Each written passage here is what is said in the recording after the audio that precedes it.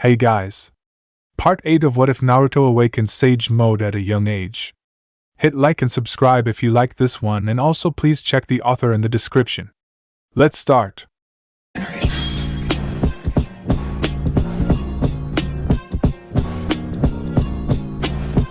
Chapter 1. It's time for me to become my father. I wasn't fast enough for hate for Yugao. I will never be too slow again. I need to become stronger. I need more. I'm not enough. I know that now. Konoha needs more. And it starts with Uchiha Sasuke. The monsters of Konoha shall show the world why heaven is indomitable. I will never be late again. I was blind to think I could have them both. My own desires almost cost me my family. It's time I opened my eyes again. I'm a monster. It is time I reminded the world this. A scared Anko made her way through the hospital, trying to find the room Naruto was in. After waking up in her bed, which she had no idea how she got there, she had received a message from the Hokage. The message read, "Uzumaki Naruto has been hospitalized." She hadn't moved faster in all her life. How was that even possible? Her soldier boy was invincible, right? Turning the corner of the hallway, she found the room she was looking for. It was kind of hard to miss with all the bodies guarding it. There were 2 ANBU operatives stationed at the door she needed to get through. On the opposite side of the hall, Yugao and Hate were sitting in waiting chairs. She decided to speak to them first. As she made her way to them, Hate noticed her, getting up from his seat and meeting her halfway. "What happened, Hate?" Anko asked fearfully. The Tokubetsu Jonin looked terrified, like he had seen a ghost. She was half right. He felt like he was the ghost. He shook his head. "I don't know how, but..." He looked back at the door Naruto was behind. I died last night, Anko." He was shaking, and his face expressed nothing but confusion. "What?" The snake user replied, even more confused than Hate. "What do you mean?" "I mean I was killed last night, and Naruto, he brought me back." Anko could tell that he was serious. "He reached into the pure world and brought me back." He shook his head again. "How's that even possible? How can a 12-year-old do that?" His hand rubbed the phantom wounds on his chest. "I was wounded badly, but when I came back, they were gone, completely healed." He looked Anko in the eyes. "I haven't coughed since then either. It's like when he brought me back, I was even better than before." Anko just listened to Hate's words. What the hell happened after the sinking? "I guess something happened between him and Yugao while I was, because she cried herself to sleep, muttering how terrible of a sister she is over and over again." He sighed. She couldn't wait any longer. She needed to see him with her own eyes. She needed to hear what happened from his mouth, his voice. She didn't respond to Hate, she just walked forward towards where she knew he was. She could feel him, like he was right next to her the moment she woke up. She guessed this was the feeling he explained to her that he felt. She didn't even care that she could also feel May. She loved the feeling, and if May had to be in it, she'd put up with it. As she got to the door, she tried to walk past the very large Ushi and slender Uma. She didn't know or care who these ANBU were. She just needed to see him. She tried to reach the handle to open the door, but was stopped by the larger of the two. Ushi grabbed her wrist to stop her, and she didn't take kindly to being stopped. She reached for the giant hand holding her wrist and swatted it away, reaching for the handle once again with an annoyed expression. That's when Ushi vanished in an impossible burst of speed, grabbing the back of her neck. How did he get behind her so fast? And throwing her against the opposite wall.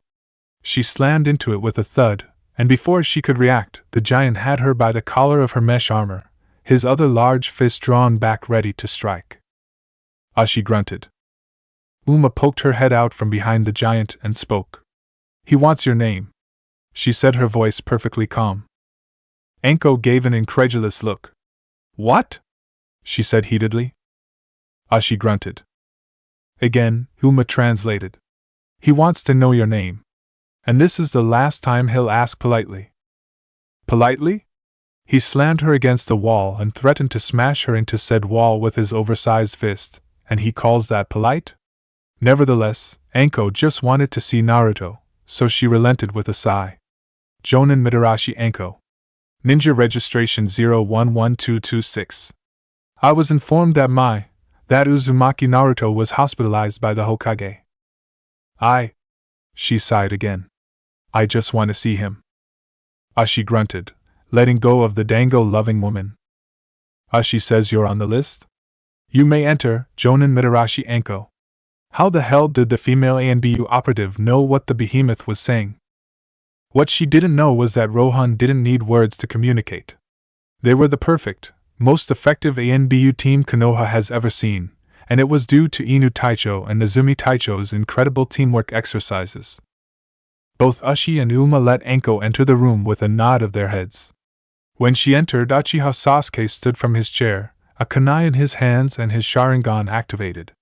When he saw who it was, he calmed himself, sitting back down and deactivating his dojutsu. The ANBU operative in the corner didn't even react to her presence. Ukami knew that anyone entering that door had to be on the list of names given to them. If anyone who wasn't tried, half the village would know. Ushi was very destructive when it came to orders from Nezumi Taicho. He died before he failed a mission given to him from the blonde, unless of course failing meant saving a comrade. When Anko closed the door, Naruto's eyes opened, but they weren't Naruto's. Oh. It's you. I was wondering when you were going to show up. Like his eyes, it was Naruto's lips moving, but the voice was far too deep and rough to belong to her knight. What's going on? She directed the question at Sasuke, knowing how close the Uchiha was to the blonde. Before Sasuke could answer, Naruto spoke. They'll be here in a moment. Wait until they show up. Anko was confused for a few minutes before the door opened again, and in came three figures she knew. The Sandaime Hokage, Godame Mizukage, and Hitaki Kakashi walked through the door, all of them with a worried look on their faces. Hokage-sama. Ukami bowed to his commander. The Sandaime nodded, recognizing one of his most powerful operatives. We're all here now, he began. What has happened to my shadow? All eyes found Naruto's form and were met with blood-red, vertically slit ones. That idiot did something stupid again, that's what, the deep voice said in an irritated tone. He sighed. Let me begin with who I am. The blonde smirked, his elongated canines greeting them. It's not every day mortals are graced with the privilege of speaking to the mighty Kyuubi no Kitsune. The majority of the room froze. The Hokage and Kakashi knew of Naruto's relationship with the powerful Bijou, but most of the room, besides Sasuke, had never seen this before. The Kyuubi roared with laughter, the vibrations sounding throughout the room. Ah, the joy of terrifying humans, he chuckled once more, I miss this. Mei was the first to speak. What have you done to Naruto, demon? Was she the only one upset with him being possessed by the embodiment of hatred? Once again, Kurama roared with laughter. You speak as if I could do anything to your precious angel even if I wanted to. Mei and Anko's eyes widened. The Bijou just very subtly announced he knew of their personal relationships with Naruto. Naruto is far too powerful for me to take on and has been for years now. He became serious. The Bijou respect my Jinchuriki. He is the child of prophecy, and has sworn to save us. All of us. Hearing that was surprising.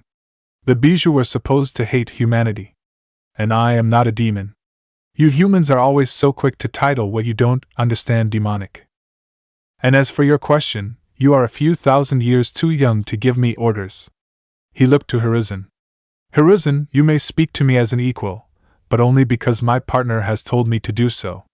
Ask your questions, but do not think for a moment that I have harmed Naruto. Hiruzen nodded, already knowing Naruto's most important law. The Hokage's word is absolute. What has happened to him? Why are you in control? This was as good a place to start as any. The kid discovered a new form of senjutsu. Hiruzen and Kakashi's eyes widened. He had found another? He explained it to us that his sage dust was him converting natural energy into yang chakra, bringing form to it in the impure world. Everyone was trying to pay close attention. This was a breakthrough in chakra theory the likes of which haven't been done in years.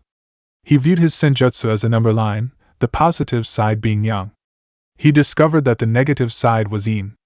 Once he had that in mind, it wasn't long before he discovered what natural energy could do. He waited for everyone to digest what was just said. We left the village last night for. His red, slitted eyes flicked to Anko and May, personal reasons. Both women were glad the Bijou held his tongue. When we returned, he felt Yugao's broken heart. When we found her, Gecko Hate was dead. The room went still. Gecko Hate is right outside this room, Kakashi announced. Are you saying that he is an imposter? He asked seriously. No. I'm saying that my idiot Jinchuriki decided to risk his own life for his ungrateful sister's fiancé. He scowled. The eaten half of his sage dust is life itself. Hiruzen raised an eyebrow. Naruto was able to give form to the natural energy within the pure world and brought Gecko Hate's soul back. Everyone but Sasuke's eyes widened. He had already been told of this dash, even the always calm Mukamis. That's not possible, even theoretically. It's not possible to bring the dead back to life, Mei said. Kurama snorted. You are but a child, Mizukage. You have no idea what is possible in this world. And you should know better by now. He smirked again. There isn't anything Naruto can't do. Mei went to speak, but Hiruzen beat her to it. What happened afterwards? Why are you in control? Kurama huffed. That idiot used the new sage dust technique prematurely. He had no idea what all was involved. You can't just bring the dead back to life without consequences. Kakashi, Anko, and Mei looked worried for the blonde. He didn't count on the power of his own will. He shook his head. He somewhat knew that his will was different than others when he created Tengaku Kurido. The natural energy made angels are sentient, or that's what he thought. We now know that it wasn't the angels that were sentient, but his own will. I'm afraid I don't understand, Hiruzen admitted. Even the professor was stumped. Kurama sighed. Humans. Take me for example, he began. I'm a massive accumulation of chakra given sentience. I only have a form because I will it. Sentience is just another name for will. Unlike most humans, Naruto has the greatest willpower I've ever seen, stronger than my own. When something that powerful exists, it's no longer, for lack of a better word, dead. The dim-witted humans still looked confused. Kurama shook his head with a sigh. Okay, in simpleton terms, this will of fire you're so fond of speaking of is not figurative with Naruto anymore. His passion to protect, to love, is so great that it's alive. It has a mind of its own. It's Naruto, but it's his passion, his desire. And all that kid desires is to save the world and everyone in it. Hiruzen began to understand. It's like his subconscious mind takes over, and all it thinks about is to protect and serve. Kurama nodded. Yes. Usually this doesn't come of anything, but Naruto. I've never seen or heard of anything like him before in all my years. There was only one man in existence who was ever supposed to wield power like this. Hiruzen had to ask. And who was this man? The Kyuubi was silent for a moment. He had only ever spoken to Naruto about this before, but his first friend, his only friend, trusted these people, so he would as well. My father, the Rikudo Sennin. The Rikudo Sennin is just a legend, isn't he? Anko asked. She had only heard about the Sage of Six Paths once or twice before. He was supposed to be a man-turned-god who gave people his chakra and saved the world from a great evil. My existence proves that he was very real, Kurama replied. He had the power over life and death. He could create anything out of nothing. He smirked. He created the moon. Anko decided to shut up. An ancient old bijou was giving them the secrets most people would kill for. My father had told us someone would come and reunite us bijou. He gave the Hokage a look. Hiruzen knew what that look meant. Naruto is that person. That's why I never worried about his ridiculous strength and impossible accomplishments, but now... What is it? Hiruzen asked. The Rinnegan is supposed to be the only thing that can give back life. The fact that Naruto's done it with nothing but natural energy. He shook his head. It worries me. He's far too powerful for a mortal. He already has more chakra than me. That was news to everyone. At the rate he's going to surpass the raw strength of my father in a couple of years. Even Hiruzen was shocked. The Rikudo Sannin was hailed as an actual god. Of course, my father had strength beyond his raw power, such as creation, but Naruto is slowly making his way to that plane of existence. He's about to reach divinity. It took my father years to truly ascend, but Naruto is almost there now. He paused. This wouldn't bother me except. Please tell us. Hiruzen pleaded at the Kyuubi's silence. The prophecy, it states that a blue-eyed boy that played with the bijou would save the world, or destroys it.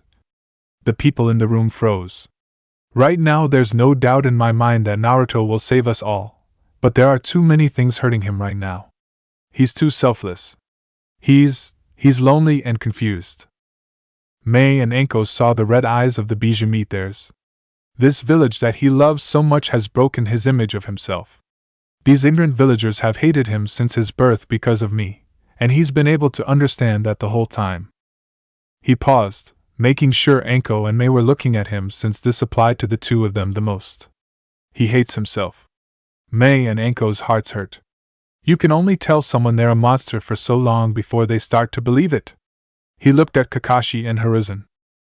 His mind, his will decided that if everyone saw him as a monster, then that's what he was. He was able to embrace that, turning it into a way to protect his home, his heaven, but that was just by chance. It could have gone the opposite way and, well, Konoha wouldn't be here anymore. Sasuke chuckled. It's not just chance, and you know it. Kurama looked at the Uchiha from the corner of his eye. The brat could already feel it then. Maybe not, but the fact still remains, he needs the only thing he's ever craved for, ever wanted for himself. And what's that? Hiruzen asked. Kurama didn't speak, but everyone saw him look at Anko and the Mizukage. Back to why I'm in control, he started again. He underestimated his own conscious will, and when he brought hate back, his chakra converted itself to healing chakra. Kakashi spoke up. Naruto doesn't know medical ninjutsu, though. The Kyuubi nodded. No, he doesn't. But he's lived in a village where the best medical ninja practice it every day. Once again, he underestimated his will, because his subconscious mind was able to use his empathy as well. Everything he didn't pay attention to, his subconscious decided to do it for him. He looked at the door. He knew Hate and Yugao were behind it. When he brought Hate back, Yugao had done something Naruto never thought she'd ever do. He growled. She expressed hatred towards him. Kakashi narrowed his eyes in confusion. Why would she do that? They're like siblings, she loves him. Once again, the Bijou's red, slitted eyes met Anko's and Mei's. She blamed him for his death. She thought he should have felt the battle between him and whoever killed him and stepped in to save him. But like I said, we were not in the village. He sighed. This only strengthened his hate for himself. It made him feel like his own desires were a bad thing. His expression darkened. I've never felt pain from him like I did last night. The Kyuubi was honestly worried for his Jinchuriki. It brought out his hatred for himself, and that fueled his selfless desire to help people, and more specifically, help Hate. He wasn't prepared for the switch to healing chakra, so it took almost all of his chakra in one go. He barely had enough to survive before he asked me to take over. He chuckled. It wasn't a happy chuckle. Even on the verge of death, he thought about the village first. He knew that his body, and more importantly, what's within his body, was something too valuable to fall into the wrong hands. He wanted to make sure his body stayed in Konoha. Hiruzen was silent for a moment before he sighed deeply. How long will it take for him to recover? He already has, Kurama admitted. I'm keeping him asleep so that I can explain this to all of you. If it was up to him, he'd push it down. He'd sacrifice the only thing he really wants. Again, Mei and Anko were within the Kyuubi's gaze, and went back to selflessly living for nothing but the protection of Konoha. Is there a way to help him? Kakashi asked. His relationship with the Uchiha runt is already helping him. Sasuke narrowed his eyes at the Bijou. He views him as a brother. And he feels like their relationship will better Konoha since he's training him to be the next Uchiha Madara. He growled. Very stupid idea, but he won't listen to me. He sighed. Other than that, There's really nothing anyone can do except for two certain idiots to open their eyes and accept what they already know is going to happen. Mei and Anko looked at each other, still able to feel their memories, their souls. Where do we go from here, then? Hiruzen asked. Naruto is going to take Sasuke on some super-secret elite training camp for the mentally insane for the month. They'll be back the day before the Chunin exams. Hiruzen nodded. That was the day they were going to decide what to do with their sake problem. In that time, I suggest you make up your minds on what you want from Naruto. He laughed. He's going to be pissed that I told you all of his little secrets, but this had to happen. You need to know that the only thing that's hurting him is all of you. Everyone was silent. They knew he was telling the truth, especially Anko and Mei. Now, I need to speak with the snake lover and sun wannabe in private. Kurama announced. No one got his joke about the Yambi since no one knew his name. Nevertheless, everyone except the two kunoichi stepped out. All right, ladies, we need to talk. And what exactly do we need to talk about? Mei asked. The fact that Naruto loves the both of you, and you both love him, and yet neither of you are willing to compromise. It's not that simple. Anko whispered. Mortals and your idiotic views on love. He shook his head. You've seen his heart, his soul. What else does he have to do to show you that he loves both of you equally? You're suggesting we share him? Mei asked angrily.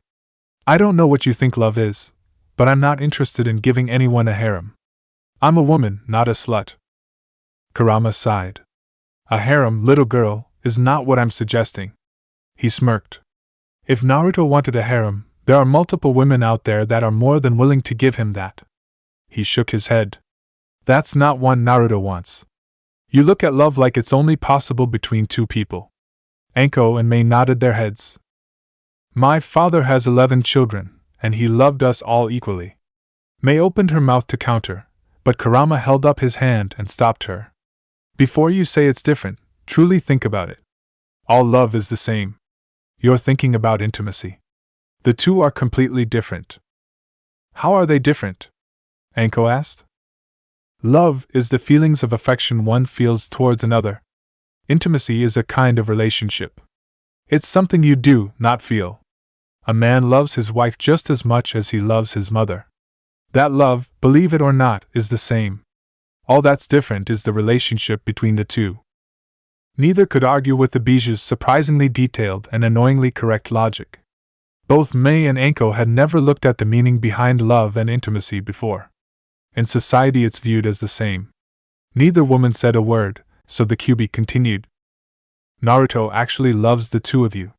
There was never a time he looked at another woman because all he cared about was you two. He gave them an expectant look. You both know how easy it would be for him to sleep around with whoever he wanted. But he doesn't desire pointless pleasure. He doesn't want you two for his sexual fantasies. He wants you two because you're all he can think about. He just wants to be around you. He just wants to protect and hold you. He's willing to die for both of you, and you're both too stupid to realize that he could make it work. Anko and Mei were silent. Mei, you asked him last night if he ever truly loved you. I'm starting to wonder if either of you ever truly loved him. Of course I love him, Anko shouted, pissed off that he'd even suggest anything else. Don't you dare think I didn't love him. I still do, Mei shouted. Then humans have a fucked up view on love, because if I were either of you, and I had someone like Uzumaki Naruto ready love me, even if it was alongside another, I'd jump for joy. Kurama viewed himself as male, but he technically had no gender, so he was able to view both the male and female sides of a relationship. There's no such thing as the perfect man, or person, but Naruto is the closest thing to perfection. His expression turned serious, which was strange because with the animalistic traits the Kyuubi gave the blonde when he was in control always made him look serious. I can't force the blind to see, he began, but I will force this. He was going to give them an ultimatum. Whether you decide to get over your moronic ideals of love between two people, or decide to throw away the love of the one person that can give you everything you desire, make that decision by the time he returns in a month. Because if you haven't made a decision by then I'll make it for you. He narrowed his eyes, and neither of you will get him. Mei and Anko looked at him incredulously. That was not at all fair. Anko even said as much. That's not fair at all, she shouted indignantly. No. What's not fair is the selfishness of you two. Now that hit both Kunoichi hard. Now leave. Naruto's going to wake up soon, and he's going to want to be alone. Mei was going to protest. She wanted to speak with him, make sure he was okay before he left for an entire month, but Kurama was having none of it. Go! He shouted, his angry voice causing both Kunoichi to flinch. They had forgotten that they were speaking to the most powerful of the Bijou, so he decided to remind them. With that said, both women had no choice but to leave. They had much to think about, and they only had a month. Now that Mei thought about it, it wasn't very much time at all. The Bijou wanted to stomp Naruto into the ground. He hated the fact that he was willing to go this far to help him. He just couldn't help it. His friend deserved some happiness. As they left, Sasuke entered. How long have you known? Kurama asked. Sasuke was silent for a moment before a smirk crossed his face. And which villages did you say were participating? A small, hovering man asked. Sunagekure and my very own Otogekure. The taller of the two replied. And why exactly would I want to help you? We've been enemies most of your life. The small man asked. Orochimaru smirked. You haven't checked the bingo books lately, have you? Inoki, the Tsuchikage, huffed. And why would I care to do that? He didn't know why the snake Sannin showed up in his country, but he was willing to hear him out. That's why they were here, in the underground compound below Iwa that he used to speak in private with important guests. Oh, I think you will be very interested in taking a look. A certain shinobi just got his entry updated. Orochimaru took out the black book, turning it to the 33rd page. Inoki was annoyed but decided to indulge the Sannin. Name, Uzumaki Naruto, previously entered as Nezumi, Kamikage, bringer of hope.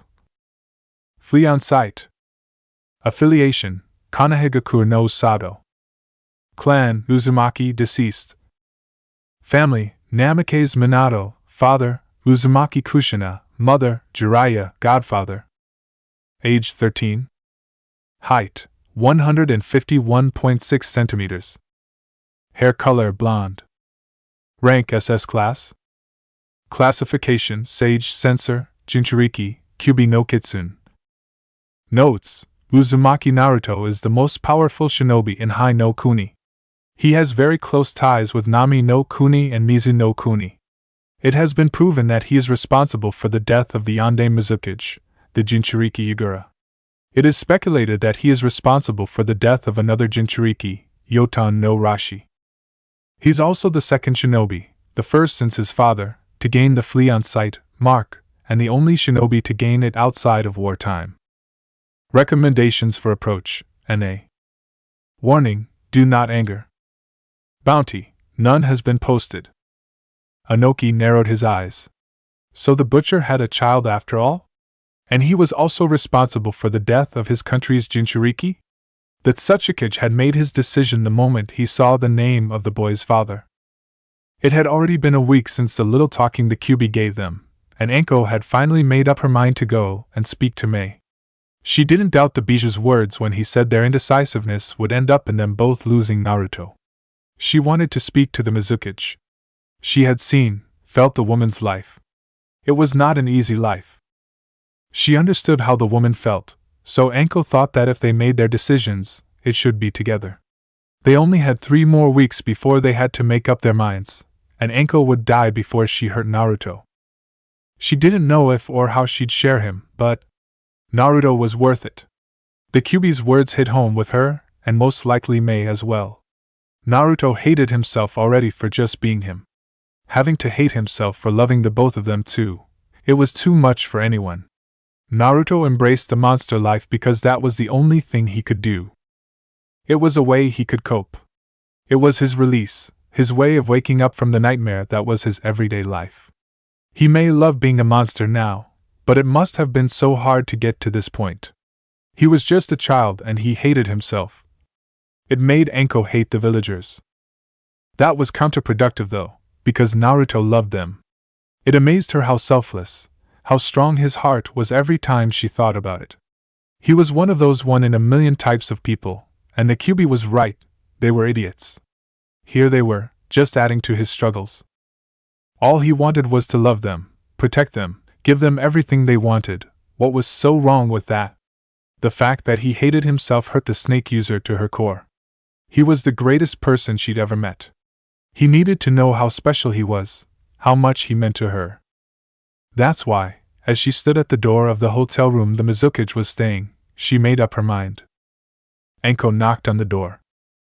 Kurama tells me you've discovered who you really are, Naruto suddenly said. The two were taking a short break from their training. Naruto decided to train himself alongside Sasuke. It bettered the training mood if everyone worked up a sweat. Sasuke replied. He was so exhausted that he didn't even want to talk right now. They rarely took breaks, and Naruto was a damn sadistic slave driver. He couldn't help it though. This was how Kakashi had taught him. You don't really know what that means though, do you? The blonde asked. Sasuke shook his head. No. And I don't really care. Naruto raised an eyebrow. Why's that? He asked. Sasuke sighed. It looked like he wasn't going to get much rest. Whatever we're meant to do, I don't care. I'm done with others telling me how to live my life. Memories of Itachi urging him to cling to his pathetic life rang through his mind. I figure that standing beside you instead of against you will help me. I'm still so angry. I find myself hating everything for no reason. He let out a deep breath. I'm tired. Aren't you? Naruto smirked. Sasuke was definitely different, just like him. You have no idea how so. Then let's just stop.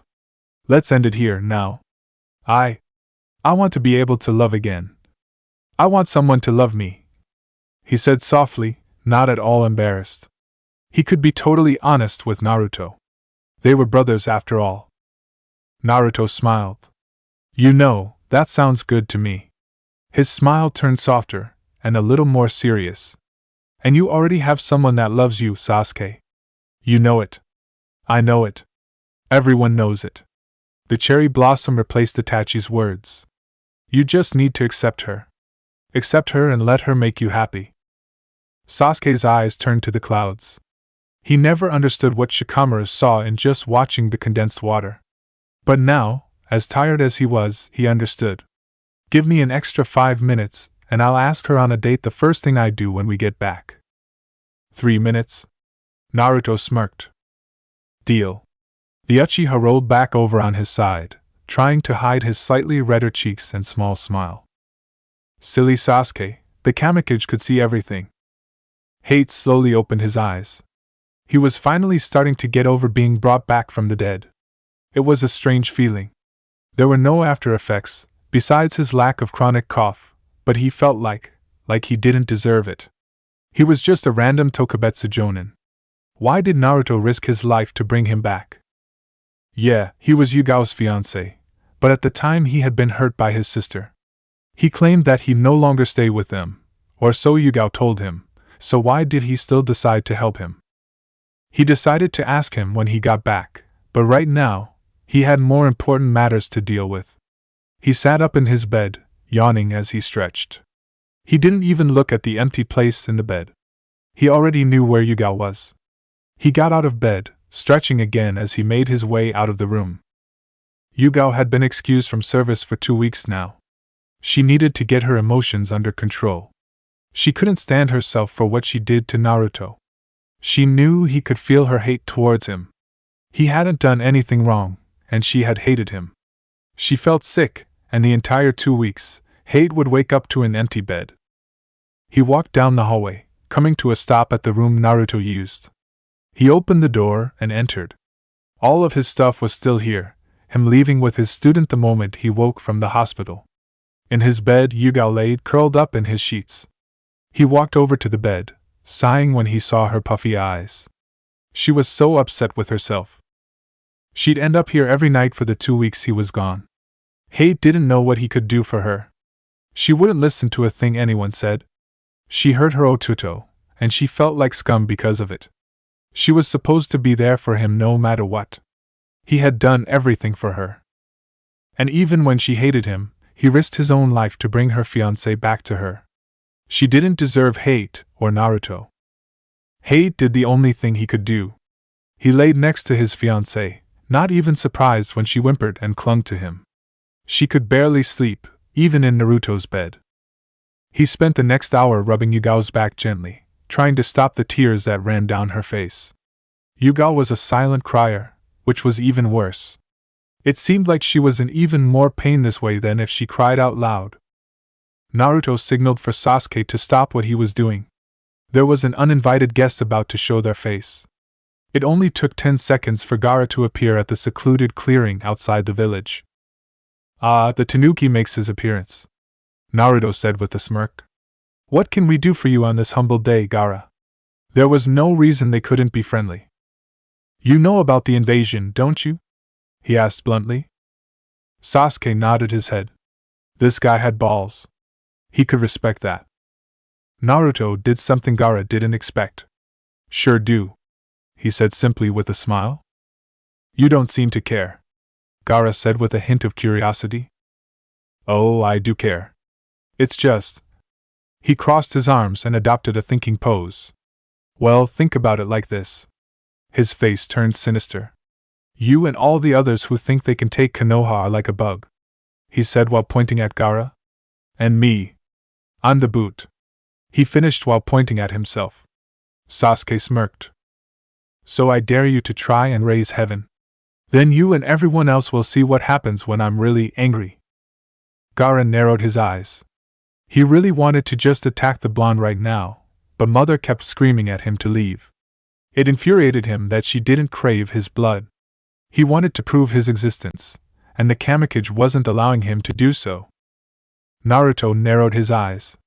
Gaara felt like he once did. He just wanted to wake up. His method was flawed though. Maybe, just maybe, he could help the Jinchuriki with his problem. It depended on him surviving his assault though, because he was not going to pull his punches. That would be his first step. Surviving. "Was there anything else you needed, Gaara? We were kind of in the middle of something," Naruto finally said after an awkward moment of silence. Gaara didn't say a word. He just turned around and started walking away. "He's like us, isn't he?" Sasuke asked when Gaara was finally out of sight. Naruto nodded. "Maybe." He rolled his shoulders. "Let's get back to it." Sasuke nodded. He was eager to continue. He had gotten over the exhaustion and now looked forward to the burn of his muscles and tenketsu. He was getting much stronger. He could feel it. He felt good. He felt like a monster. Hana rushed into the humble Ichiraku ramen shop, out of breath and wide-eyed, holding a little black book. Within the restaurant, a particular bunch was assembled. The first person the Inuzuka Chunin noticed was her two best friends, Mitarashi Anko and Yuhi Kurenai. The next two people she noticed were Sarutobi Asuma and a beautiful auburn-haired woman. She blinked in confusion. "Ah, who's this?" she asked the general group. Anko slurped down the noodles she had in her mouth and slapped Mei on the back in a show of rough friendship. Mei, who also had noodles in her mouth, choked at the surprising gesture. Anko either didn't notice her death glare or didn't care. "Inuzuka Hana, this is my new sister, Terumi Mei, the Godame Mizukage," she shouted in a slur. Apparently, Anko was already tipsy. Mei sighed and grabbed the bridge of her nose with her right hand. "I told you not to call me that, Anko. It just makes this feel all the more weird." Hana raised an eyebrow. "Make what weird?" she asked in confusion. Both Anko and Mei totally ignored the veterinarian, which annoyed her greatly. "Don't take it personally, Hana-chan." Kurenai spoke up. "They did the same to us." She sighed in exasperation. "Anyways, why did you look so shocked a moment ago?" she asked, noticing the bingo book within her friend's hands. Hana's eyes widened again. "Oh!" she shouted. "Have you guys checked the new bingo book entries?" She didn't even wait for them to answer before she started again. "I guess Hokage-sama updated Cutie's entry, because there's a whole lot of more info." She quickly turned to the 33rd page. While she was doing this, Mei raised an eyebrow. Cutie? She asked. Anko smiled. Naruto. Mei turned back to the Konoha skank, an absolutely dark expression on her face. Maybe Mei was a little tipsy too. I saw his face and decided to check if anything else was added. She showed them the page Naruto was on, pointing to a certain spot. Look! It says right here. Family, Namake's Minato, father, Uzumaki Kushina, mother. Kurenai and Asuma's eyes widened. Cutie's the son of the Yondaime Hokage and Kushina-sensei. Kurenai turned to the calm faces of Anko and her sister. Did you know about this, Anko? Kurenai asked. Anko snorted. Of course I knew. I am his woman, Kurenai. The snake user said offhandedly. Asuma, Kurenai, and Hana's eyes widened ever wider, if that was possible. Anko had just admitted to being the bringer of Hope's woman. Asuma was the first to shake off the shock. He cleared his throat.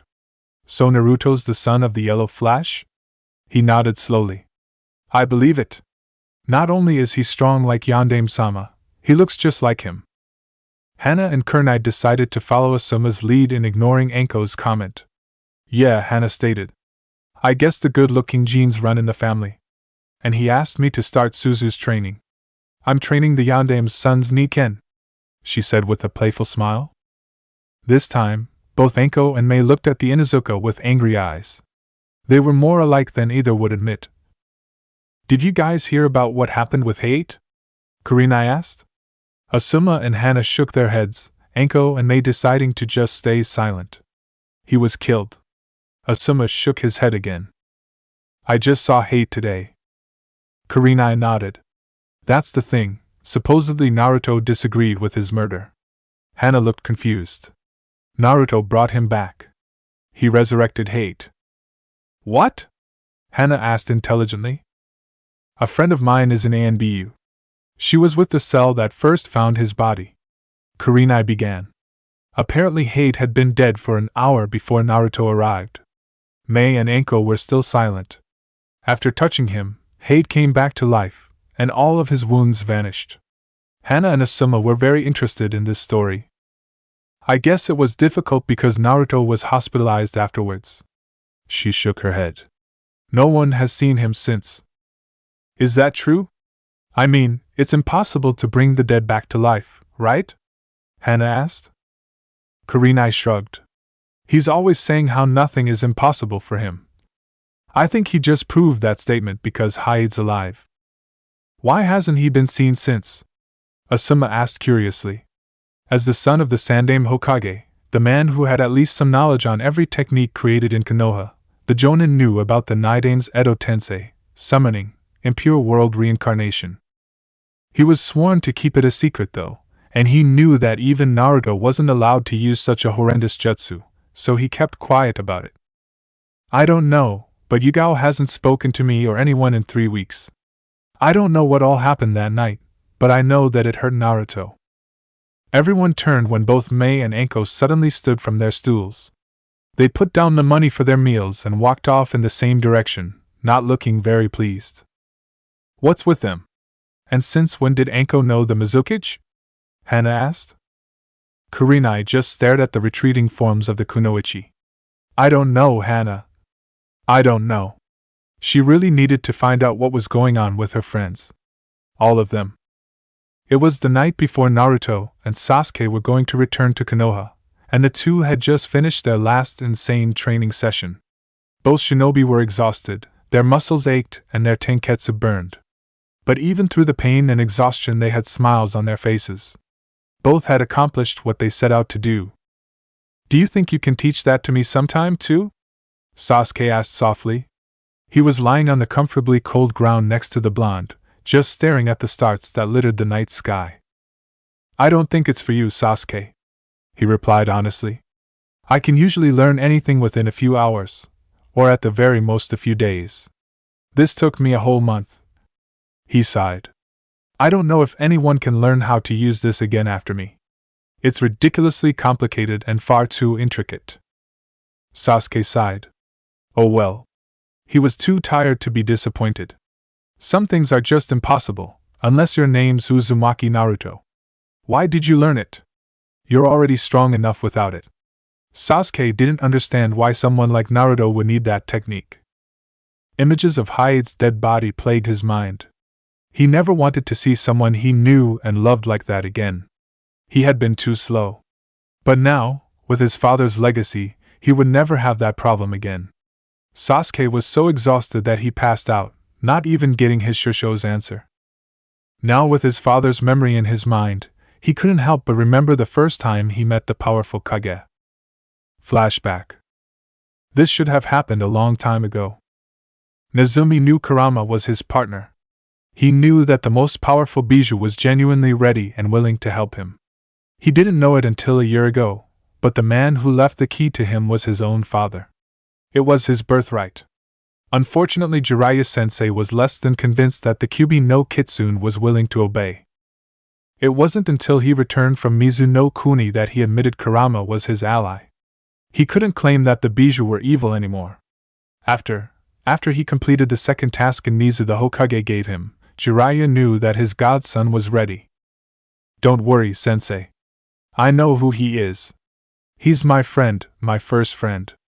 He won't betray me. He smirked. And he wouldn't be able to even if he tried. Jiraiya sighed. I know. It's just strange for me. I thought you'd be ready for this when you were older.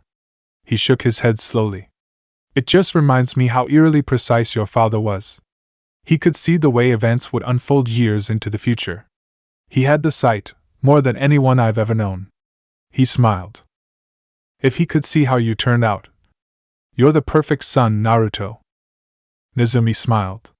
He didn't care if he used his name in front of Nico and Ukami. They were his right and left hands in Rohan. He could feel his godfather's mind. Jiraiya saw him as his own son. Good.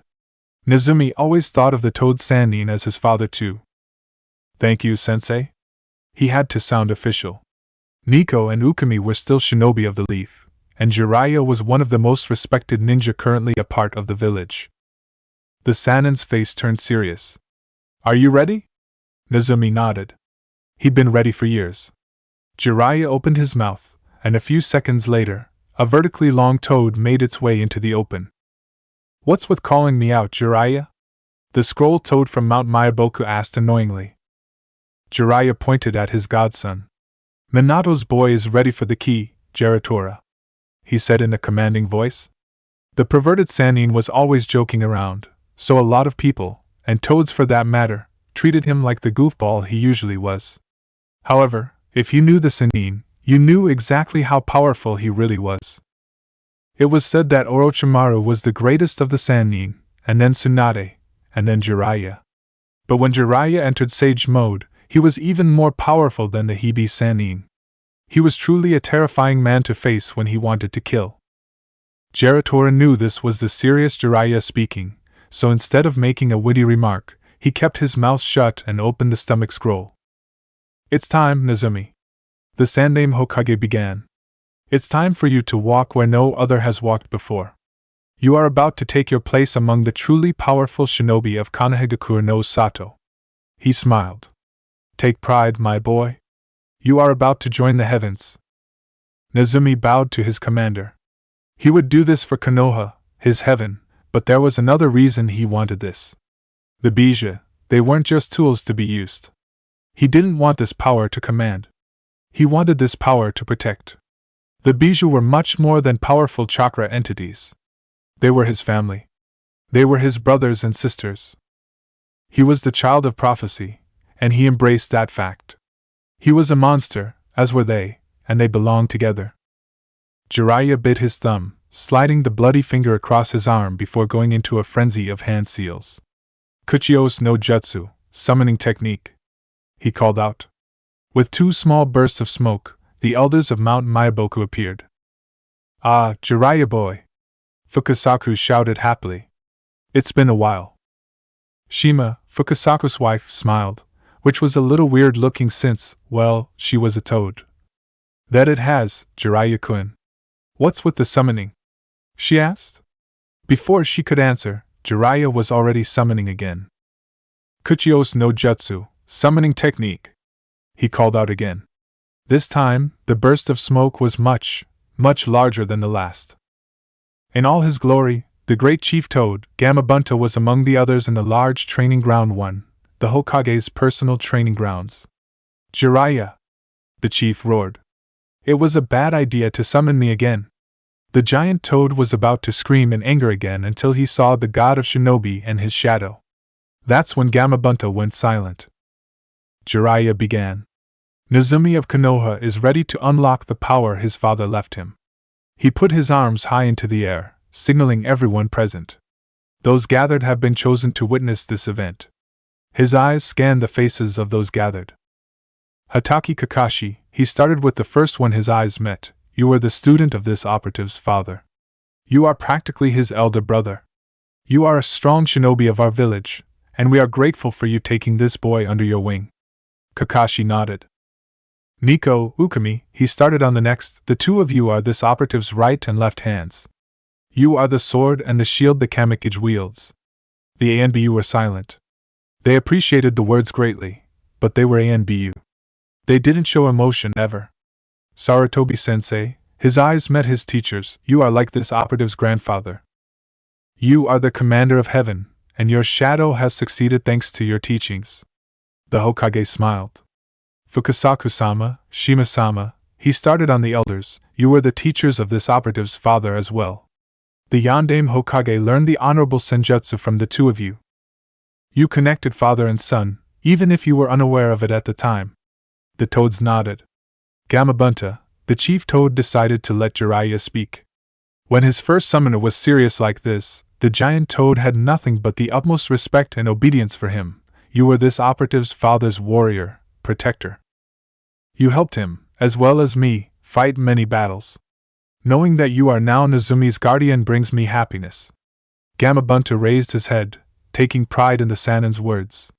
He finally made his way to Nezumi. NBU operative Nezumi. Nezumi straightened. His sensei only used this tone when the battle-hardened war hero was speaking, and the confidence in it commanded respect. I was your father's sensei. He was like a son to me, as are you. Nezumi smiled under his mask.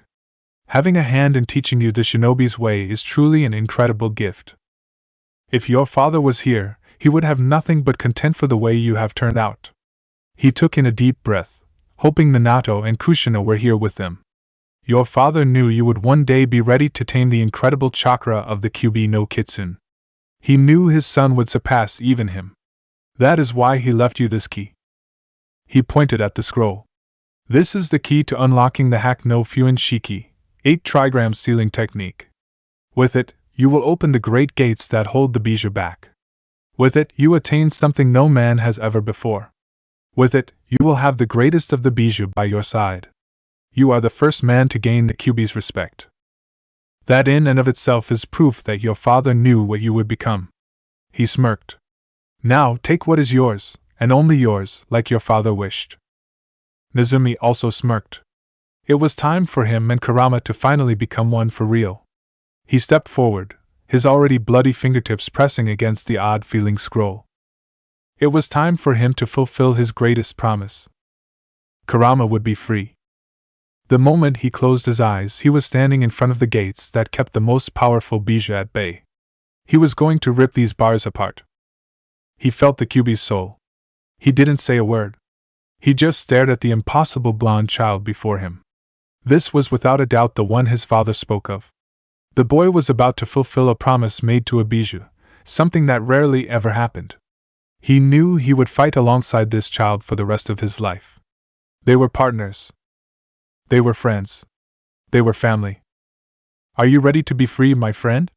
He asked the Kyuubi. Kurama breathed loudly. I've waited for this my entire life. Kurama had felt trapped in this nightmare since the old Sannin passed. He was never truly free, even if he wasn't trapped in a human. He was a slave to his own hatred. He was tired of just hating. He wanted what only Naruto could give. I'm ready to wake up, Naruto. He said with the saddest voice the Uzumaki had ever heard from his first friend. This only strengthened his resolve. Good. Because it's about time you woke up, lazy, he said playfully. Kurama chuckled softly. The blonde then hardened his features, his mask gone in his own mindscape. Blue eyes met red before Naruto lifted up his shirt, kanji appearing up and down his right arm. He brought his hand to his stomach, to the seal the Kyuubi was caged within. He hated cages, and he was set on ridding Konoha of all of them. As he turned his hand, something impossible happened. The hand holding his, preventing him from letting his partner free, belonged to his hero. The hand holding his back was his father's. Titu-san? He asked surprisingly. He had always felt the chakra he guessed belonged to his parents, but never before did he think he'd ever meet them. Naruto, the yondaime whispered. He then looked at the giant form of the Kyuubi. You can't have my son, Kyuubi, he said. It was strange though. He didn't speak to the Bija like he was a demon, which was what most humans did to his kind. He only spoke as a father, worried for his child. That's when something Minato never thought he'd ever see happened. Kurama smiled. I do not wish to harm my only friend, Yondaime. He looked to Naruto. I wish to stand alongside him. Minato's eyes widened. He looked back to his son when he felt him begin to turn his hand. Wait! He shouted. He was so confused. Why was his son smiling? The great gates opened. Minato panicked. He was too late. There was no way Naruto was ready to fight the Kyuubi. He had failed the only mission that truly mattered. He had failed his son. Tusan, he heard his child's voice. It's fine. Look! Minato raised his head, opening the eyes he shut in pain. Kurama is not my enemy. He is my friend. He looked at his son incredulously. Why you befriended a Bijuu? He asked, shocked. That's when Naruto smiled again. His eyes looked to the left, and when Minato followed, he froze. Kurama smirked as he looked at what the two humans were looking at. Naruto really was impossibly incredible. And then, after a good minute, the father smiled. I knew you'd be the one Jiraiya-sensei spoke about. He turned to his son. But how old are you? How is this? He waved to the right possible. He could hardly believe it. Naruto smiled. I'm my father's son, that's how. It was a simple answer, but it was the truth. And I'm 9. 9 today. The Namikaze gave a content smile. He didn't know how his son was so powerful at 9, but that didn't matter much. He had become the shinobi he knew he'd be. Happy birthday, son. That had been one of the many things Minato wanted more than anything when he was dying, to be able to wish his child a happy birthday. Naruto looked uncomfortable. Tusan. He sighed. It is okay, Naruto, the yondaime suddenly said. He knew exactly what his son was going to say.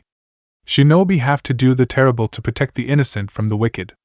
If his son was again, he looked to the right this strong, he knew he would have taken lives, many, many lives. Naruto was still silent. But I'm a monster, Tusan. The blood that stains my hands belong to the wicked, that's true, but I like taking their lives. Naruto stopped when he felt the large hand on his head. Sometimes the world needs monsters like you, Naruto. And as a father, I couldn't be happier. Naruto just froze. He had been accepted by the most important man in his life. I don't deserve these words, but I feel like being a little selfish.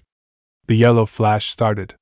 I love you, Naruto, and I'm proud to have you as a son. With these words, Naruto's father vanished, his chakra no longer able to sustain his form. With these words, the Kyuubi gave a monstrous smile, because he knew what this had done for his friend. With these words, Naruto was sure of himself. He was a monster, and his father accepted him.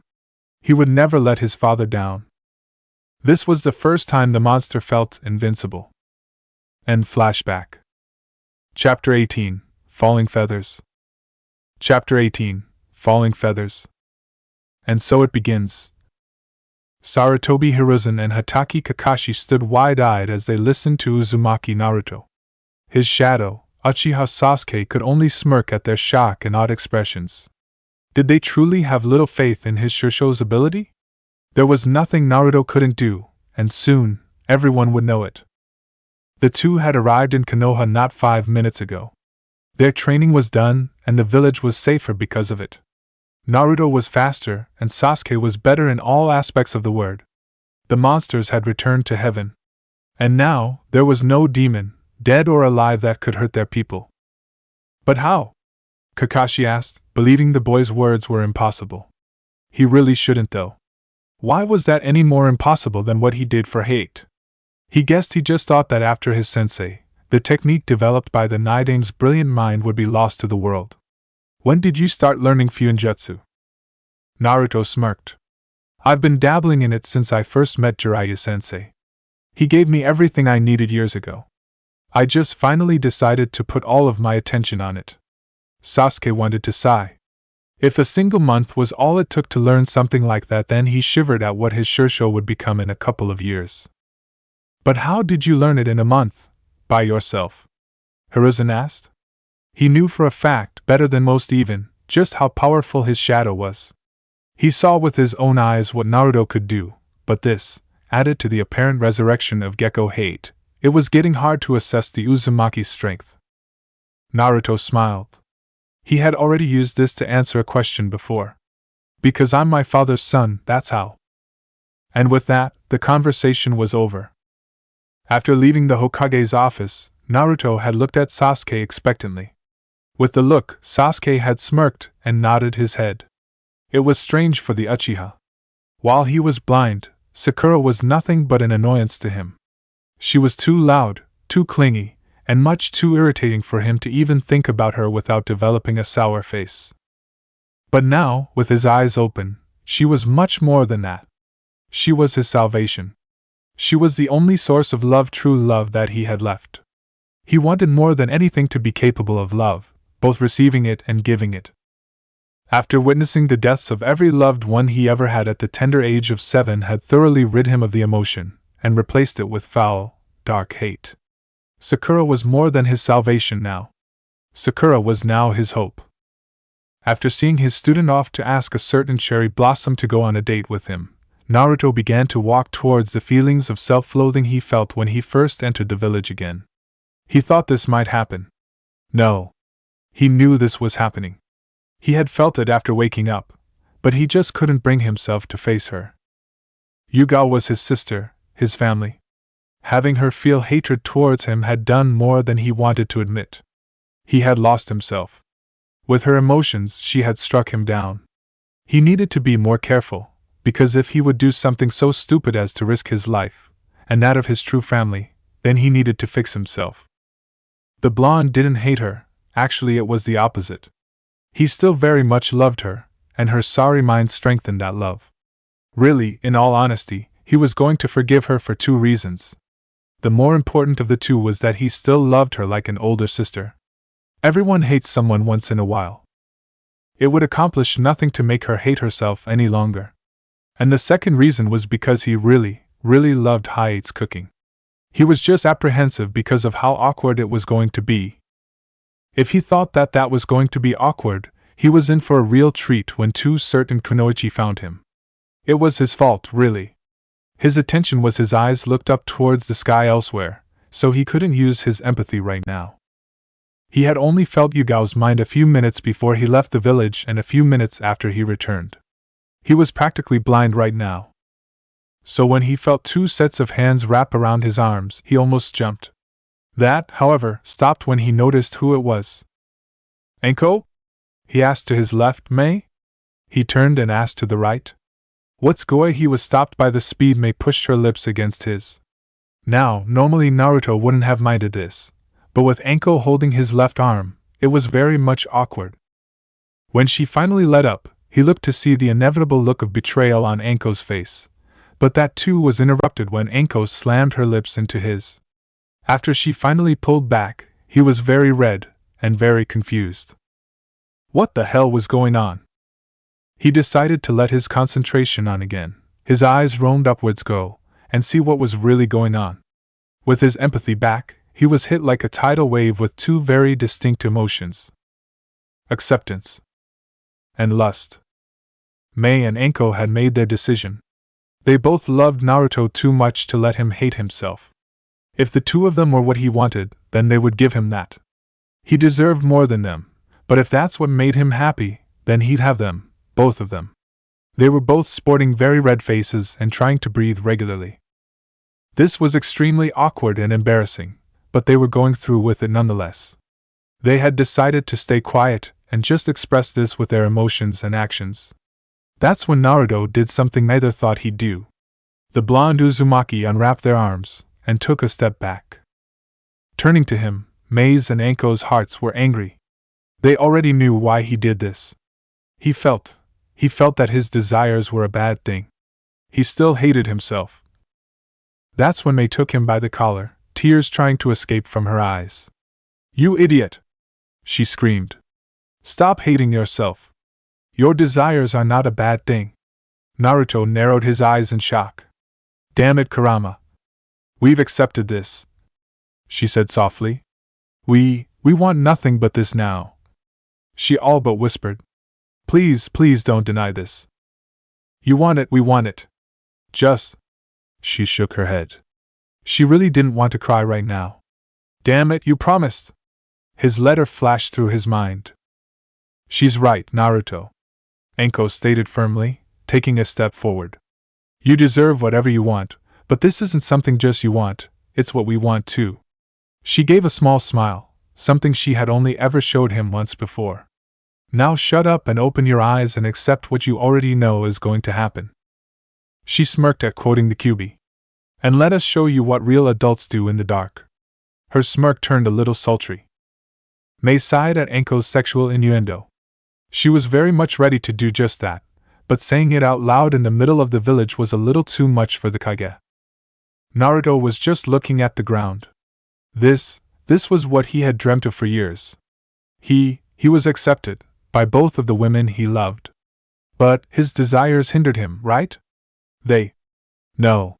He would not dump his inability to save hate before he died instead of after on them.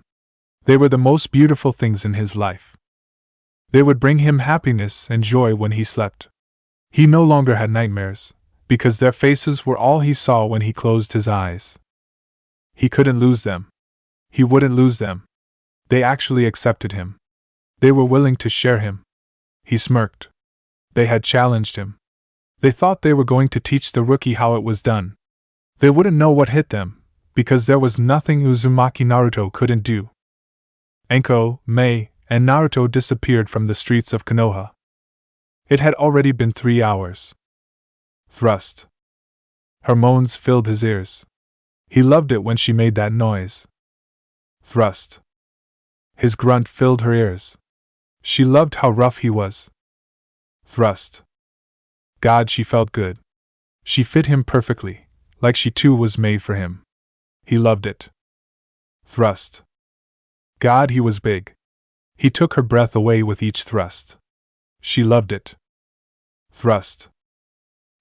She moaned again. "I'm going to." She tightened around him, followed by her legs wrapping around his waist. If the last 3 hours were anything to go by, she always did that when she was ready. "Me too," he grunted again. "Tea together." He began to thrust harder, just the way she liked when she was close. She liked it rougher than the woman resting to their right. "I love you," he whispered. He always did that when he was ready. And with those words said, they both released together. Her screams of ecstasy were his favorite part. For a moment, they didn't move. They didn't say a word. All they did was breath heavily and stare into their lover's eyes. Finally, Anko leaned up, and Naruto leaned down to meet her for a passionate kiss. The kiss lasted for a few minutes before they broke it off. Naruto smirked, and in a matter of seconds Anko gasped. He was ready for another round already. "You want to go again?" he asked, moving around inside her slowly. When she gave him a predatory look, he had his answer. Mei got to her knees, a pout on her face. Naruto chuckled. "You're next," he warned in a playful tone. Mei needed this break before they went at it again, because he wasn't even close to being done. The stupid smile on his face was not missed by either woman. He really was good at everything. He didn't even care that both Kurenai and Asuma were home, them being in Anko's room and all, and could hear everything with great detail. This was just too good to stop and be considerate for others. If they didn't like it, then they could leave. Naruto began to thrust. It was later that night when they finally stopped. The three of them were just laying together, Anko and Mei to either side of him. They were asleep now, thoroughly exhausted from their previous activities. It had been the greatest night of the young Uzumaki's life. He was glad he had waited until this moment to have his first time. Losing his virginity to the women he loved made it all the better.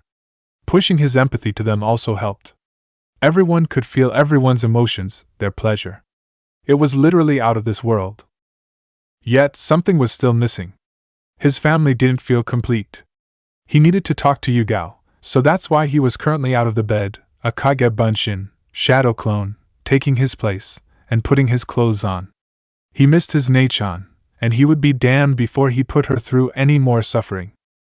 He was out the door, making his way to Hai's house. He sighed. He could feel the mind of the Tokubetsu Jonin. The man felt like he was unworthy. He felt like he shouldn't still be here. Naruto wanted to change his mind as soon as possible. As he walked through the night-covered village, he took in a deep breath. This was his home. This was his heaven. Demons were going to try and raze Konoha to the ground tomorrow. They wanted to bring their foul-tainted darkness and blacken the golden city of God. They would very soon see the folly in their choices, because they had just enraged an angel of wrath. They would soon witness the true, absolute power the Kamikage of Konoha wielded. They would soon witness the power God commands, the power he and he alone can use at any moment. They were all going to die. Hade held Yugao in his arms as they sat on their couch, relaxing. His fiancée hadn't gotten over her idiocy yet, but she was able to actually function. This had been her 4th day back in service, and she was given the night off since she would be busy tomorrow. The two decided to just sit together and talk. They hadn't done much of that as of late, and they were both too tired for anything else. Hade was a little upset that since he was technically dead, he couldn't proctor the exams tomorrow. He was told today by the Hokage that Naruto was going to take his place. He understood, but he was really looking forward to proctoring. Ah well, you gain some, you lose some. At least he still had his life. He really wished Naruto would talk to them though. He knew he must have been hurt by Yugao, but she was obviously sorry for what happened. As he was pondering the situation his lover was in, the door swung open, revealing the very person he, and most definitely his lover, was thinking about. Naruto? Hade said in slight shock. He honestly didn't think that the blonde would just walk into their home again. The Uzumaki didn't say anything. Yugao started to get up from her sitting position when she was pushed back down by her Ototo. Then, he finally spoke. I have something to say to both of you. The tone in his voice was serious. It was his Anbu Taicho voice. I don't believe words express the heart, so I will not be using them. He put his hands on the stunned couple's heads. No more guessing. No more not knowing. We will see everything right now. Their world went white. They could see the way he looked at her. It wasn't lewd lust or territorial in the slightest. They could genuinely see how beautiful he thought she was. They could see the way he acted towards her, in front of others and alone. He was no one but himself, always. They could tell that it was love that he felt for her. They could feel the warmth she caused for him when she entered a room. They were glad that she had him. He was truly worthy of their sister. He loved her, and they knew it. They could see the way she looked at him. He had been just an ordinary person to her for so long. But now, they could tell that he was her everything. She felt awake when he was near, they knew that. But this was their sister, so they had to make sure. After feeling the man's true intentions, his heart, they decided that he was the only one fit for her. They could see the love and admiration in her eyes when she looked at him. It was love, actual love. It was beautiful. She loved him, and they knew it. She had hated them. He had died. She still loved them. They brought him back. Nothing more, nothing less, as it should be for family. They understood, and had forgiven. She was their sister, and he was now their brother. They wanted Shushuya. The gold faded from their eyes, and exhaustion hit them. The information overload wasn't as bad as usual, but it still took a lot out of Yugao and Hate. They had just seen through Naruto's eyes, as if the memories were their own. They could feel the things he felt every day, and it was incredible. It was so detailed, so perceivable. It was like he looked at emotions as colors, and every color spoke to him. Not in the figurative either. The colors the blonde saw actually spoke. It was truly amazing. Now that you see the truth, can we please put this behind us and be a family again? He asked hopefully. He had his women, now he needed his siblings. The tears fell before she launched herself at the boy, embracing him in a tight, motherly hug. She didn't speak, but the way she was nodding her head gave him all he needed to know. I Hate began, but stopped when Naruto started. Because you'll always be my family too, that's why. The Uzumaki had no need for words. How many times did he have to say that? Hate smiled warmly before joining in on the family hug. Neither of them had much family, so this was a very welcomed embrace. Naruto sighed. This was as good a time as any to tell her. Yugao, he started reluctantly, I'm not a virgin anymore. He said in a very ankle-like bluntness. Hate froze, and not just because the room dropped 20 degrees. His eyes widened and he suddenly felt the intense urge to be anywhere but here. He knew how his fiancée felt about Naruto's innocence, so it was terrifying to be this close to the purple-haired woman at the moment. Who? She asked in a cold voice. Naruto sighed again. If she was this mad about him actually losing his virginity, he wasn't really looking forward to how she was going to react to his first time being a threesome that lasted 7 or so hours. What the hell, it was time to be honest. Mitarashi Anko and Terumi Mei. He answered honestly. At the same time? She half shouted, half whispered. The Mizukage? Hade asked at the same time. Naruto gave them a stupid, proud of himself smile, and nodded. That answered both of their questions. And I don't care how mad you are. I still want a meal at Shushiya's. He snickered at his sister's irritated, joyful, and furious face. That woman's face could multitask like no other. The Naruto clone had finally accomplished the task the original gave to him. The moon sat in the night sky surrounded by lazy stars. The air was cold and the entire village was asleep besides the ANBU on patrol. They paid him no mind though, mostly because they had no idea he was even there, but if they did, they would never tell the Kamikage what he could and couldn't do. It was an incredibly clever idea, but the clone absolutely hated the preparation behind it. Having to touch every civilian in only a few hours was hard work, but Uzumaki Naruto could do anything, even if it was a Kage Bunshin, shadow clone, of Uzumaki Naruto. This would pay off in the long run, but right now it did nothing but irritate the clone. He knew the boss had to clear things up with Yugao, but he really dumped this on his poor, innocent clone. And the worst thing was that he couldn't afford to prank his creator, since even the bringer of hope's clones were scared of him. All he could do was take whatever small pleasure he could in the fact that all of his exhaustion would transfer to the real blonde when he dispelled.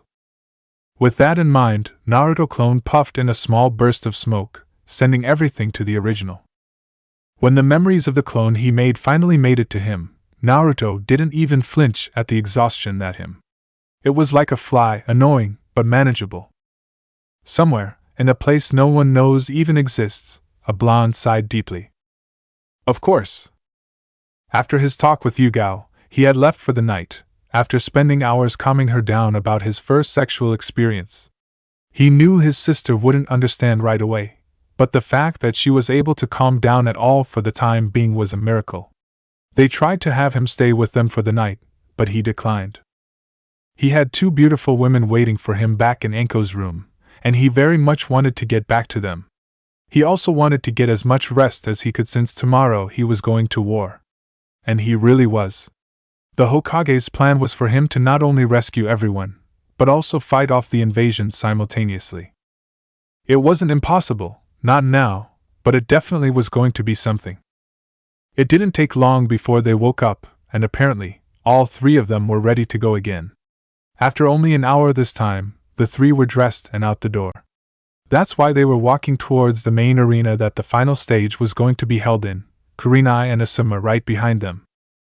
Naruto really wanted to turn around and make conversation with the two jonin just to make this as awkward as he could, but decided they suffered enough when they saw Anko exit her room with the bringer of hope and go Dame Mizukage after hearing screams of pleasure all night and this morning. It was amusing for now.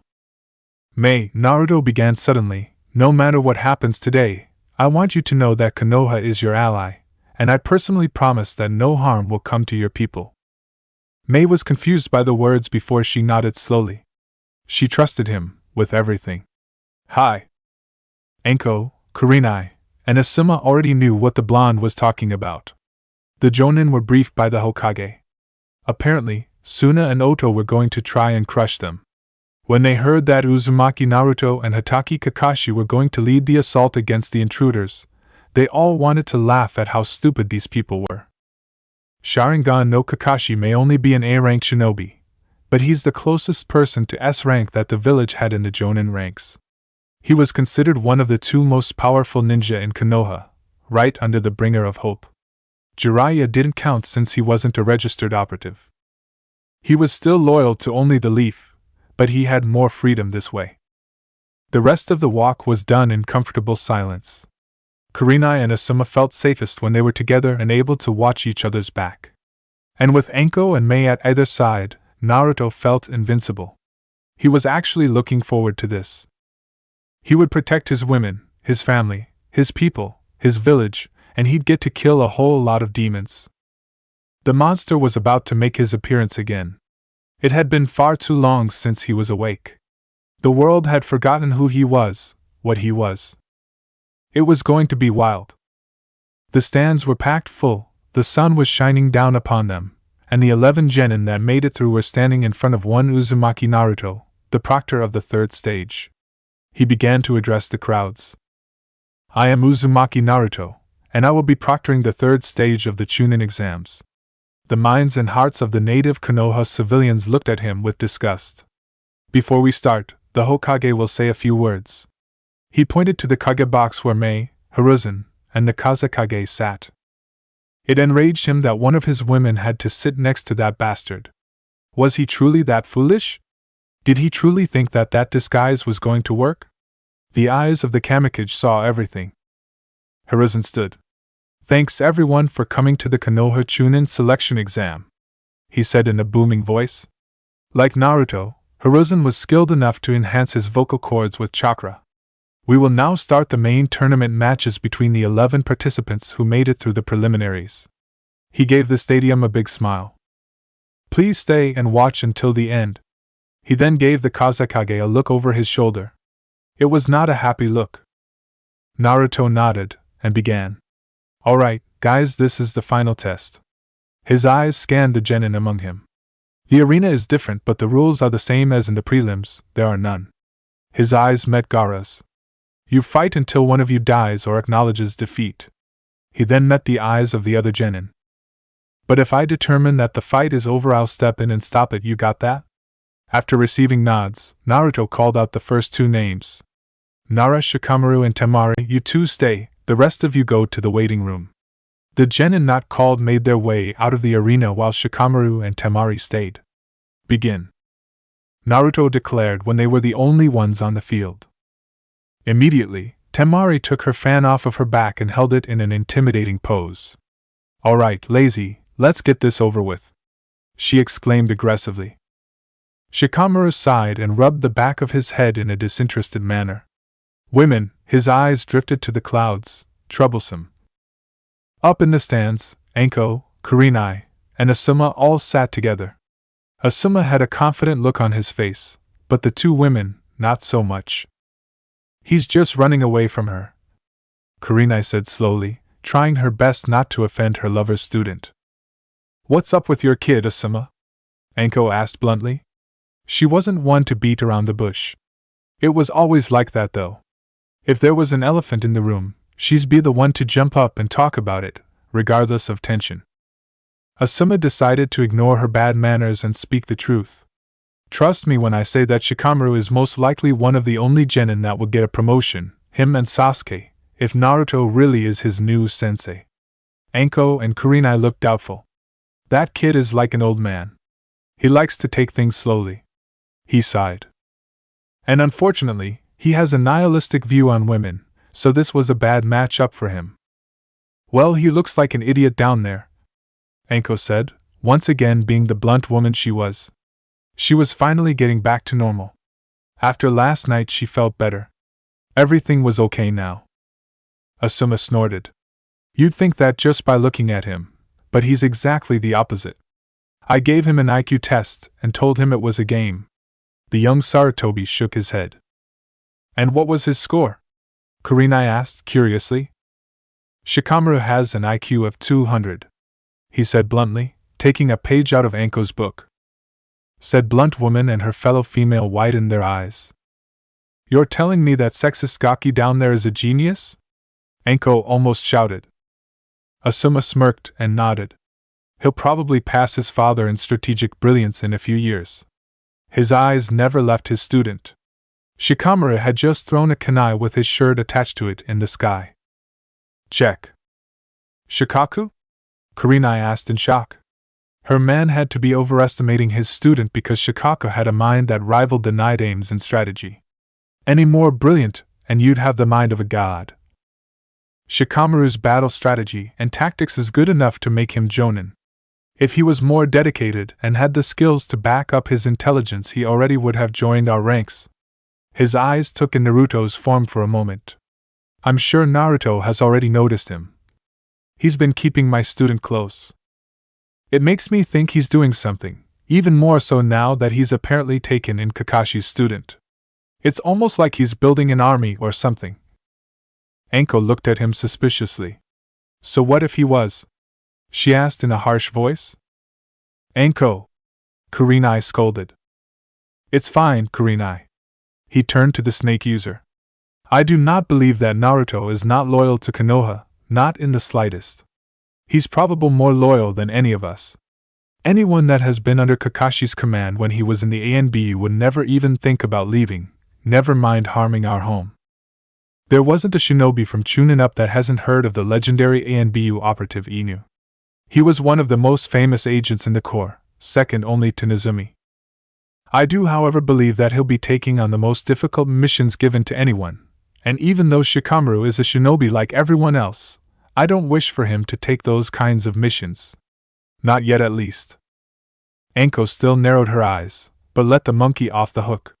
She would laugh about this later. She had just defended her lover for the first time since they were actually together. I've got my money on this Suna Kunoichi. That lazy kid's got nothing on her. Kasumi, one of the ninja from Kiri, spoke. Sasuke chuckled softly to himself. Hearing this, Kasumi huffed and looked at him irritatingly. You got something to say, Uchiha? Did the duck but think since the pineapple was from Konoha that he was superior? No. Nothing at all, Kasumi of Kiri. Now that was a strange name. Mist of Mist. You don't think that Sunanin will win? She asked toughly. Sasuke shook his head. No. Shikamaru is a genius. He's smarter than my Shursho. He'll make Chunin for sure. And who exactly is your Shursho? She asked, clearly annoyed. It didn't help that she was actually attracted to the boy. That actually made it worse. The Kamikage of Konoha, he replied. Kasumi froze. That officially ended the conversation. There wasn't a person in all of Mizuno Kuni that hadn't heard of the Bringer of Hope. He set their country free after all. A few minutes later, and the match was over. Deciding that staying silent was stupid, she called the Uchiha out on his prediction. I thought you said the Nara was going to win, she said, now a little calmer. Sasuke smirked. No. I said that he'd make Chunin. Kasumi looked at him confusedly. But he lost. Naruto's words rang through his head. We do things right, and our way, or we don't do them at all. It's not that he lost, but how he lost. He did things his own way, and because of the way he did it, he'll definitely be promoted. He saw how confused the girl was. He sighed. You don't have to win to be promoted. And just because you win, doesn't mean you'll be promoted. Naruto's voice was heard throughout the stadium, interrupting their conversation. The next match will be Hyuga Hinata of Konoha vs Kasumi of Kiri. Kasumi smirked confidently. Well, I hope you get a good look at my power, because you'll have to fight me sometime. She fist pumped. Sasuke turned back to the arena. Good luck. She didn't show that she liked his words. You're really going to need it. She didn't show that his words pissed her off. Hinata is the heiress of the most powerful clan in Konoha. Kasumi had started walking, but stopped when he said that last bit. I thought the Uchiha were the most powerful clan in Konoha. We were, he said softly. Figuring he wasn't going to speak again, Kasumi left, ready to prove herself to him for some reason. How has your stay in Konoha been so far, Mizukage Dano? Hiruzen asked, curious about the beautiful woman. He had no doubt that this woman was already in love with his shadow. If he were like his IWA counterpart, he'd use their relationship to better his village, but he was nothing like Inoki. And the fact that Naruto could actually kill him and everyone in Konoha within a few seconds if he pushed him too far was something. Oh, he had no doubt that he'd follow his orders, but after his mind broke he'd probably break everything around him. The scariest part about it all was that it would be easy for the blonde to kill everyone in Konoha. May had to push down the blush that threatened to wash over her face when her mind went to the events of last night. It's been very nice. It's a lot different than Kiri, but I can't really find anything bad to say, she answered honestly. I'm glad to hear that. We try to welcome all of our guests the best we can, Hiruzen replied. The next match is about to begin. May was trying her best to keep her attention on the genin that were about to fight, but her eyes kept gravitating towards her angel. It was like she couldn't resist him. It was like he was making her watch him. She really was head over heels for him. As soon as Naruto said for them to start, Kasumi rushed to Hyuga, and Hinata activated her dojutsu. Once Kasumi noticed the girl's eyes, she stopped her rush. The Uchiha had warned her that Hinata was a strong opponent, so rushing someone who wielded the world's most lethal taijutsu was probably not the smartest idea. So plan B it was then. When Zabuza-sensei showed up, he had helped her learn silent killing.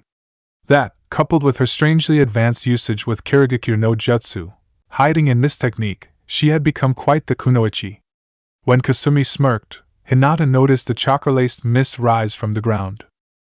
A few seconds later, if that, the two were completely covered in a foggy mist. Since the mist was riddled with her chakra, Hinata was not able to locate Kasumi. This was bad. She was a sitting duck like this. She wanted to wait and use this in a later round, but it looked like she had no choice. Stepping into a jukin, gentle fist stance, Hinata sent chakra to her fingertips. She didn't really have to see for this technique to work. Kasumi would do the rest for her. Shugohaku Rokujian Sho, protection of the 8 trigrams 64 palms. She shouted using the technique Naruto helped her with when he was attached to her team. She had already created it, but with the help the blonde provided, she was able to get it down.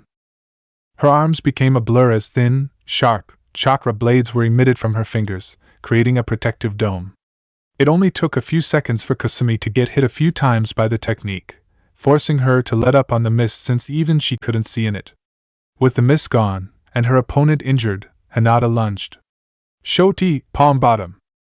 She shouted, thrusting the bottom of her palm into Kasumi's stomach. With wide eyes, Kasumi fell to the ground, unable to move. She had serious internal injuries, and she needed a medic right away if she wanted to live. Naruto decided to stop the fight, seeing that Kasumi could no longer continue. Even though it was allowed, he really didn't want anyone dying. After rushing the wounded genin to the hospital, Naruto smirked as he called the next two names.